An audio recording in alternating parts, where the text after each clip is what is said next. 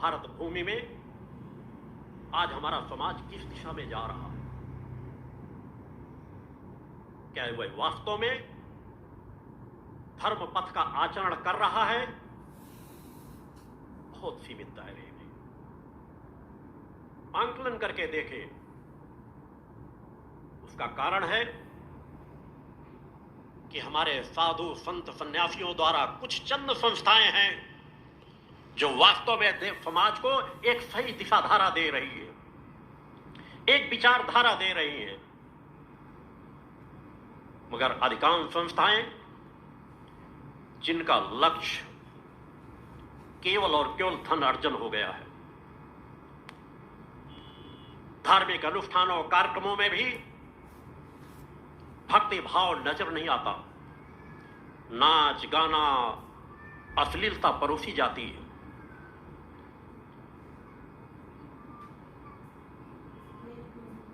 आप स्वयं देखिए, समझिए किस तरह से समाज को दिशा दी जा सकेगी।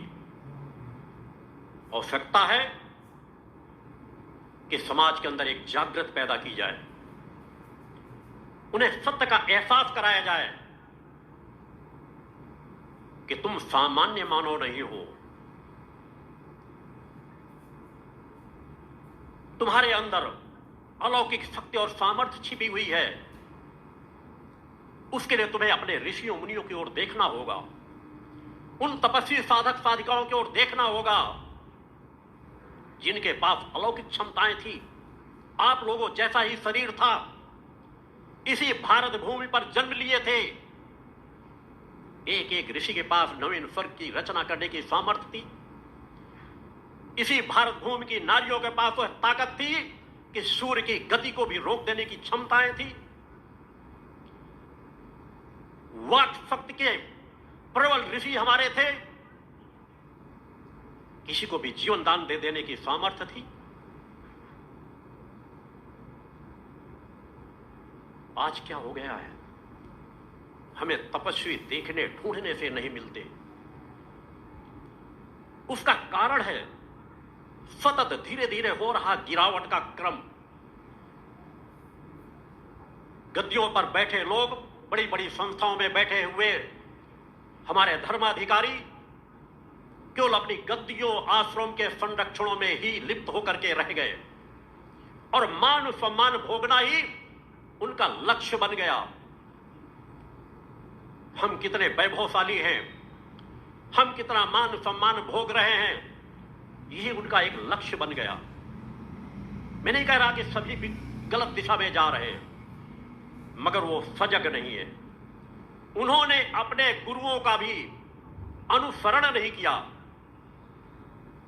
अन्यथा वे सभी एक बार विचार करके देख लें कि उनके गुरु के गुरु किस प्रकार का जीवन जीते थे, कितने तपस्वी थे, कितने परोपकारी थे, कितने ज्ञानवान थे। और आज का समाज, आज के हमारे धर्म गुरु कहां पे खड़े हुए हैं, उन्हें विचार करना होगा, सोचना होगा। एकमात्र ही मार्ग है, जागो और जगाओ। इसके अलावा कोई रास्ता नहीं है। जिनके पास संसाधन है, अगर वो स्वयं तपस्वी नहीं बन सकते तो फिर क्या कर सकेंगे? समाज को दिशा देने के पहले आवश्यकता होती है कि दिशा देने वाला स्वयं एक तपस्वी हो, साधक हो, इष्ट पर अटूट निष्ठा विश्वास की पराकाष्ठा लिए हुए हो, सत्य को जानने वाला हो। तभी समाज को दिशा दी जा सकती है। माता आदि शक्ति जगत जननी जगदम्बा की जब कृपा तरंगे प्राप्त होती हैं तो बड़ी बड़ी समस्याएं सहज भाव से दूर होती चली जाती हैं।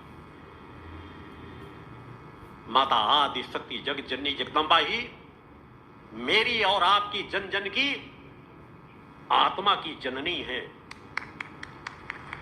जिस अजर अमर अविनाशी आत्मा को लेकर हम जीवन जी रहे हैं, वह किसी देवी देवता का अंश नहीं है। वह उस परम विराट सत्ता माता भक्ति आदि शक्ति जगजनी जगदम्बा का अंश है। और जो जगत जननी जगदम्बा का अंश हो वह अपूर्ण नहीं हो सकता। हम स्वयं अपूर्णता का आवरण ओढ़ ले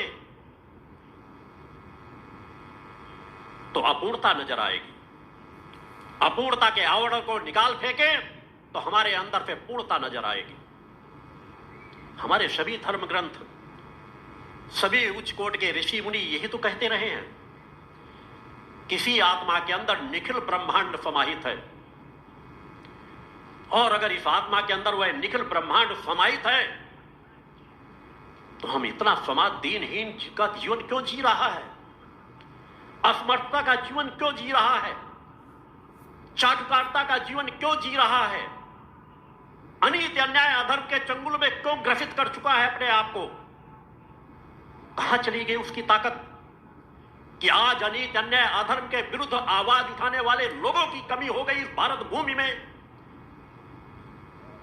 भ्रष्टाचारियों की परंपराएं पनपती चली जा रही हैं। अनीति अन्याय अधर्म चरम सीमाओं में बढ़ता चला जा रहा है। मुखर होकर बोलने की क्षमताएं घटती जा रही है। उन क्षमताओं को जगाना पड़ेगा। सतगुरु भगवान की